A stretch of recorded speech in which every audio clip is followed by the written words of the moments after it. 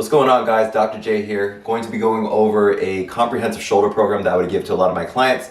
Everybody's going to be very individualized, so by no means is this a perfect program, but it's going to be giving you some perspective on what has worked for a lot of my clients. So first thing I want to go over is just passive mobility. Now, passive mobility is where you're not actively moving the shoulder, but you're using an object to actually get more shoulder mobility. And you're getting a lot of other things to move, such as your neck as well as your upper back. So we have a countertop here. Many people have countertops at home. So one thing you can start off with is just putting your hand on the counter, and you just move back, and you actually just rock back and feel a little stretch throughout your shoulder as well as your upper back. If that's a little bit too uncomfortable, you can actually put more of your forearm against it so there's more support. And then just don't step back as far, and then you can actually just move this way as well. Okay, so what I would progress to is also using the wall. So a wall is a great way where we can actually put our hands here, step away from the wall. You want to actively kind of push into the wall, give it a little bit of active movement, and then you want to passively rock back.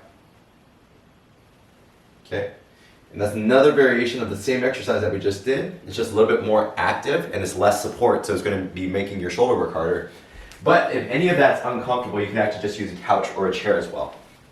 So just kneel down, get up onto your toes, support your arms, and just rock back. And then try to push your sternum, push your chest bone towards the floor. Get a nice stretch for your chest. Open up your chest, open up your shoulder joint. And there'll be some of the variations as far as passive mobility. Now, some of the things we also want to go over is strengthening the shoulders. So grabbing that band right there. And so what we'll do here is just a couple variations with the band as well. So what we can do is we put our foot as the anchor point, and one thing we can do is just general raises.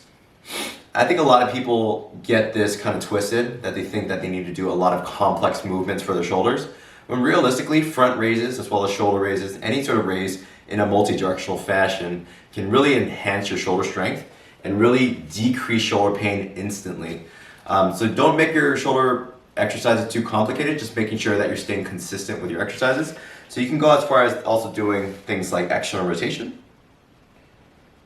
right? Or also doing external rotation in this fashion as well, right?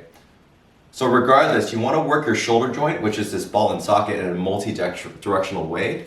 So front raises, different types of angles, you want to hit them in all directions, especially the areas that do hurt. If you hurt in this position, you actually want to aim for going through that position. You want to aim for actually getting yourself stronger in that position in order to decrease pain.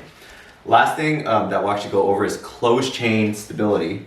So closed chain is where the hands are on the floor. Now you're thinking things like push-ups, planks, and people don't perceive this as a shoulder strengthening exercises, but realistically, just putting weight axially directly through the shoulder joint really enhances the way that it feels. So if you ever felt like your shoulder's unstable in any way, these would be perfect for you. So as easy as just getting into a plank position would work. Now we can add is, you can actually add side-to-side movements, putting weight through the painful shoulder. You can rock forward and back. Just be mindful though that it is putting more pressure through your wrist joint. And you can actually, for a split second, just rock onto one hand, come back, rock there, rock back.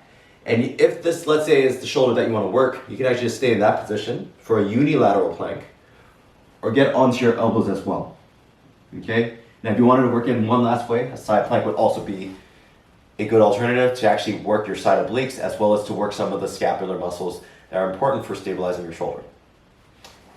All right, so hopefully this was helpful. If you guys have any questions, just throw them into the comments below, but hopefully you guys have a great day. Take care.